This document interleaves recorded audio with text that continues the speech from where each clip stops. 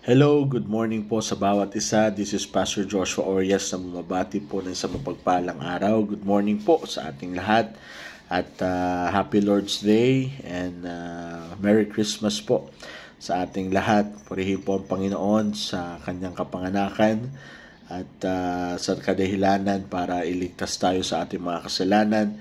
At bago po tayo pumunta sa ating mga simbahan, tayo muna po ay mag-aaral ng salita ng Diyos for our short devotion. And let's come to the Lord in prayer. Our loving Heavenly Father, Lord God of Abraham, Isaac, and Jacob, the God of Israel, we praise and thank you for this day you have given us. Thank you for this wonderful morning. Another privilege, Lord, to serve you again to our respective churches, to give you honor and praise. And as we prepare ourselves, help us, Lord, to prepare our hearts in listening to you, and help us, Lord, to be mindful of your holy presence. And I pray, oh God, that you will speak to us and be with us. I pray to our listeners, our viewers, bless them, oh God, and continue to be with them. And as we continue, Lord, in serving you, be the one to guide and be the one to bless in our lives. Thank you, Father, for this time. Bless the message. This I pray in Jesus' name. Amen. Luke chapter 7. Luke chapter 7. Luke chapter 7. At tayo po ay magbabasa ng salita ng Diyos. At ang pag-usapan po natin ngayon ay isa sa pinaka core messages ng gospel, which is yung tinatawag po nating forgiveness. Ang sabi po dito sa verse 36, and one of the Pharisees desired him that he would eat with him, and he went into the Pharisee house and sat down to meat. And behold, a woman in a city which was a sinner, which she knew that Jesus sat at the meat of the Pharisee's house, brought an alabaster box of ointment, and stood at his feet behind him, weeping, and began to wash his feet with tears, and did wipe with them with the hairs of her head, and kissed his feet, and anointed them with the ointment. And now when the Pharisees which had bidden him saw it, he spake within himself, saying, This man, if he were a prophet, would have known what manner of woman this is that toucheth him, for she is a sinner. And Jesus answered and said unto him, Simon, I have somewhat to say unto thee. And he said, Master, say on. And there was a certain creditor which had 2 debtors, and the one owned 500 pence, and other 50. And when they had nothing to pay, he frankly forgave them both. Tell me, therefore, which of them will love him most? Simon answered and said, I suppose that he to whom he forgave most. And he said unto him, Thou hast rightly judged. And he turned to the woman and said unto Simon, Seest this woman? I entered into thine house. Thou gavest me no water for my feet, but she washed my feet with tears, and wiped them with the hairs of her head. Thou gavest me no kiss, but this woman, since the time I came, it hath not ceased to kiss my feet. My head with oil thou didst not anoint, but this woman had anointed my feet with ointment. Wherefore I say unto thee, her sins, which are many, are forgiven, for she loved much. To whom little is forgiven, the same loveth little. And he said unto her, Thy sins are forgiven. And they that sat at meat with him began to say within themselves, Who is this that forgiveth sins also? And he said to the woman, Thy faith hath saved thee, go in peace. Pagpalain po ang pagbabasa ng salita ng Diyos. Ito po ay kwento na kung saan isang pagkakataon, our Lord Jesus Christ was invited by one of the Pharisees named Simon. It is not the Simon that we know, but as Pharisees, a knowledgeable person concerning the Torah, a person that goes to church, that goes to tabernacle, to temple every day, a Pharisee that who knows it all, a very religious person. And by the way, mga kapatid, itong religious person na ito ay isang tao na makasalanan din, at katulad ng lagi nating sinasabi ng salita ng Diyos, na wala pong relihiyon na pwede magligtas sa isang tao. Katulad nitong taong ito, he invited the Lord Jesus Christ to his house. And kung kayo po ay wala pang katiyakan ng langit, one of the best way that you could do is that you will invite the Lord Jesus Christ in the house of your heart. And let the Lord be with you. Let the Lord stay with you for the rest of your life.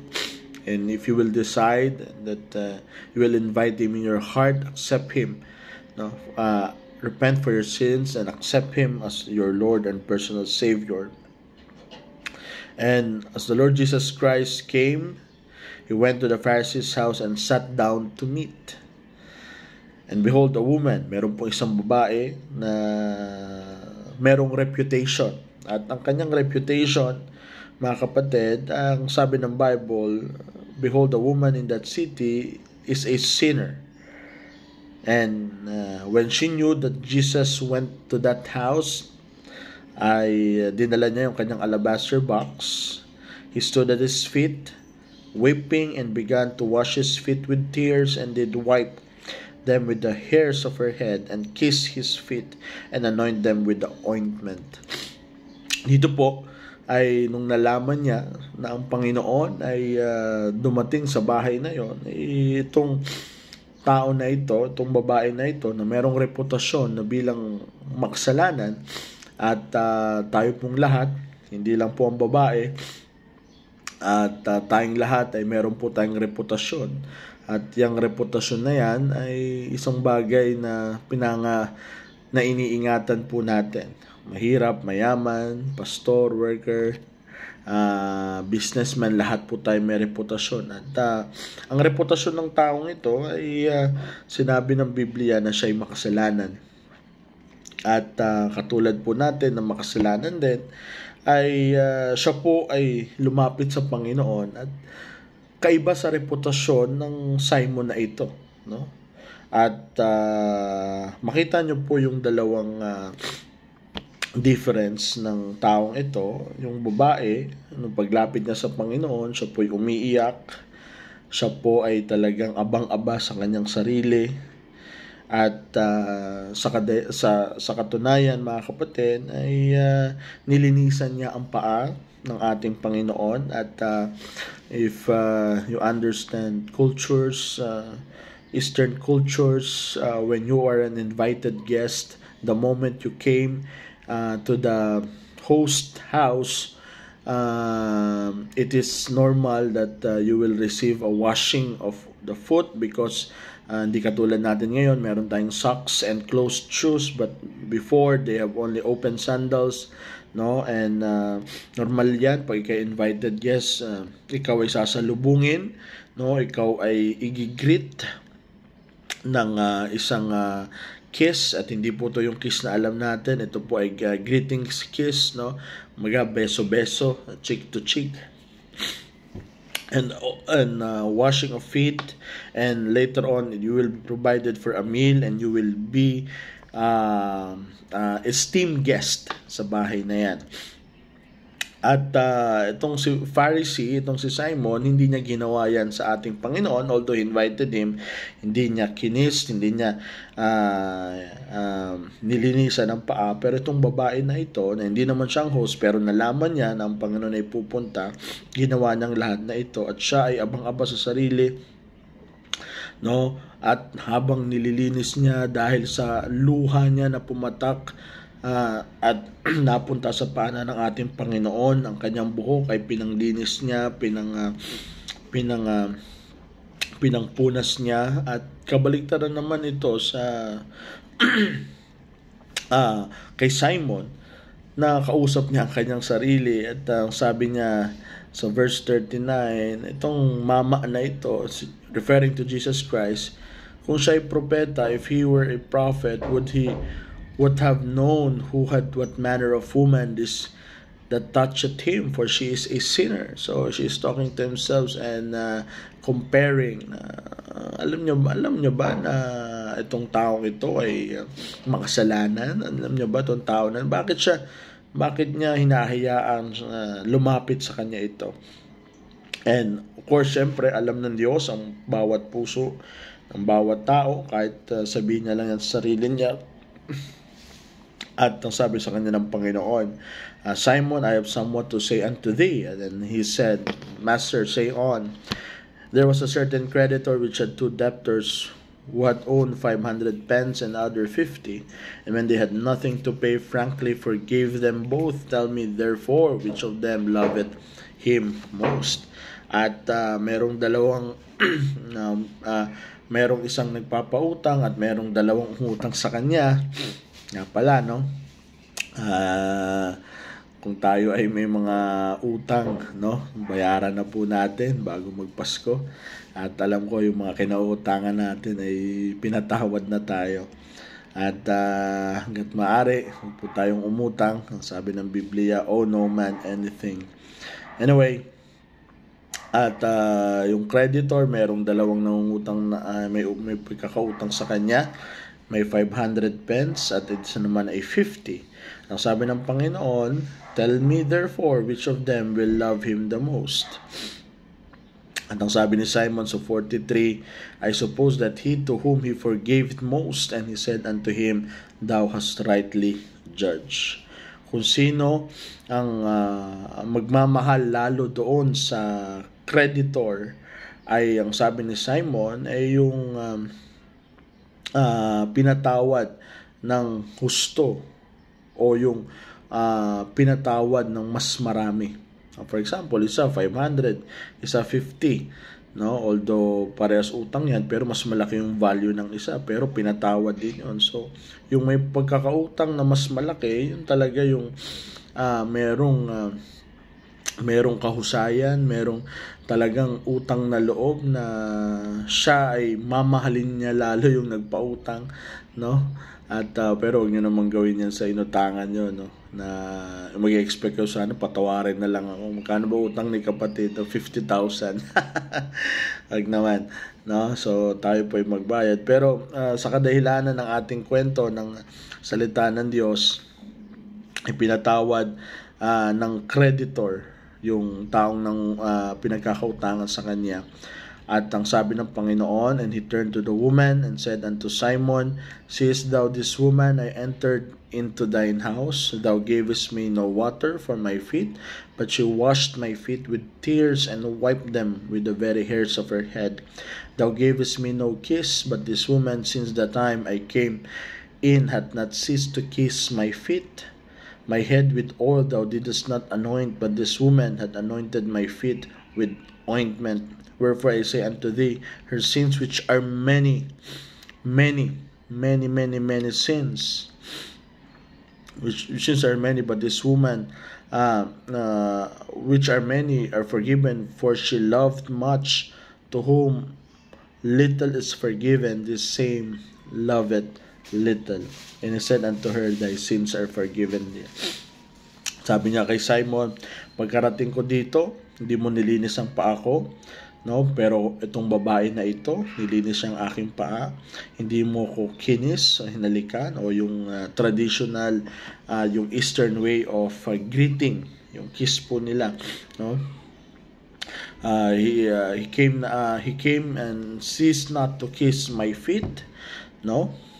My head with oil thou didst not anoint, but this woman had anointed my feet with ointment. Hindi lang yon, no? Hinalikan ng paa ng Panginoon, gayon din naman ay nilagyan ng langis, no, yung paanan ng ating Panginoon. At ang babaeng ito, no, for herself, she believed she has a lot of sins. Lahat po tayo makasalanan, nagkasala sa lahat ng Panginoon, sa harap ng Panginoon, pero sabi sa kanya ng Panginoon, iha, babae, thy sins are forgiven, no? At ang mga tao sa verse 49 ay sila ay nagtaka, no? Sila ay namangha, at ang sabi nila, sino to na nagpapatawad, no? Verse 50, and he said to the woman, thy faith hath saved thee, go in peace. Alright, so another principle that we could see here, that God is not just an ordinary human being, no? Because dalawang bagay, kung isang tao nagkasala sa iyo, kaya mong patawarin. Pero yung tao na hindi naman nagkasala sa'yo, ba't mo siya papatawarin? So, ang pwede lang magpatawad ng gano'n na hindi tao, kundi walang iba, kundi ang Diyos. So, when Jesus Christ was able to forgive the sins of other people, although hindi naman siya directly ginawa ng kasalanan nitong babae na ito, merong something sa statement ng ating Panginoon. Kaya nasabi niya yon, because the Lord Jesus Christ is God that could forgive the sins of people. Kaya ang mga tao na astonish o bakit siya nagpapatawad ng kasalanan ng isang tao. Kung nakagawa ka ng kasalanan sa akin, that's one thing. Pero para patawarin mo yung ibang tao na hindi naman sila nagkaroon ng pagkakasala sa iyo, Diyos lang ang pwedeng gumawa nun. So indirectly, and we are very sure for a fact that God is able to forgive her sins because Jesus is able to forgive her sins because He is God. So mga kapatid, ang message na ito ay nagpapatunay na ito po yung pinaka-heart ng gospel. Bakit po ang ating Panginoon ay naparito sa mundong ito, lalo na ngayon, Christmas season, no? Bakit mahalaga na pinagdidiwang natin ito? Dahil sa kadahilanan na ang pinakapunod dulo at narito ang Panginoon para bigyan tayo ng kapatawaran sa ating mga pagkakasala. Dahil darating ang araw, pag tayo ay hindi napatawad sa ating mga kasalanan, tayo po ay mahatulan at tayo po ay paparusahan at tayo po ay mapapahiwalay sa ating Panginoon. Kaya nga po, katulad ng karakter na pinakita ng ating Panginoon, we could able also to forgive other people, especially those people who have hurted us. Masakit magpatawad, especially pag ikaw ay nagmahal. Masakit magpatawad lalo pag ikaw ay nabigo.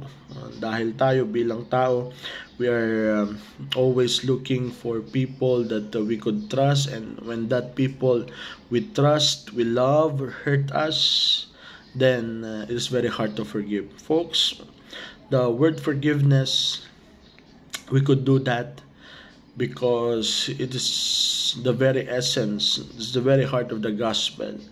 And it's also the reason why the Lord Jesus Christ came, and why the reason why God loves us so much. Forgiveness, no? Mga kapatid, if you will open our Bible in Colossians chapter 3 verse 13. Colossians chapter 3 verse 13. Very beautiful reminder to each and every one of us.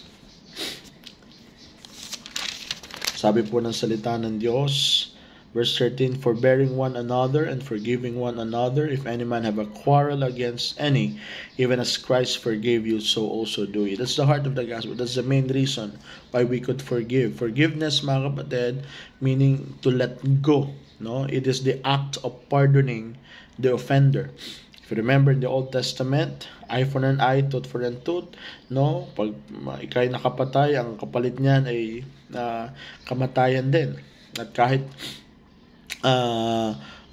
mayroong mga ganong mga batas, dumating din sa time na dapat maintindihan natin na ito po ay pagpasya na patawarin yung taong naka-offend po sa atin. Dahil ito po yung tinatawag po natin na unselfish love. The unselfish love is the very basis of forgiveness. Ang sabi po ng Bible sa 1 Corinthians chapter 13. 1 Corinthians chapter 13, no? Ang tinatawag po natin na love chapter. Ang sabi po ng Bible sa 1 Corinthians chapter 13 verse 5. Charity doth not behave itself unseemly, seeketh not her own, it is not easily provoked, thinketh no evil. So mga kapatid, No? Kung sino man taong naka-hurt sa atin, kung sino man taong nakasakit sa atin, always remember that as Christ has forgave us, yung love na tinatawag, yung charity, yung unselfish love, mga kapatid, ito yung pinaka-basis bakit tayo nagpapatawad. So, forgiveness is letting go of any resentment and giving up any claim to be compensated for the hurt or loss we have suffered. No. So forgiveness is letting go of any resentment and giving up any claim. Deserve ko na gantihan siya.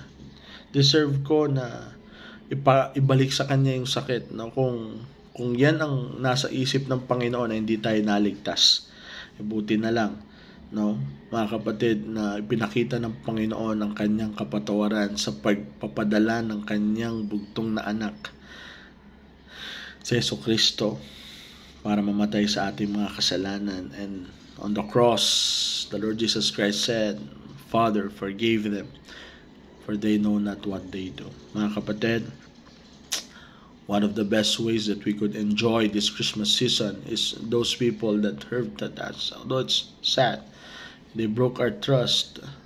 Hindi madali magpatawad, but because ito'y utos ng Panginoon, forgive 70 times 7, we could also forgive. Maraming po salamat, mga kapatid, at pagpalain tayo ng Panginoon. And the Lord be with you. The Lord bless us. And let's keep on serving the Lord. And happy Lord's Day. And see you soon. At pagpalain po tayo ng Panginoon. Maraming po salamat.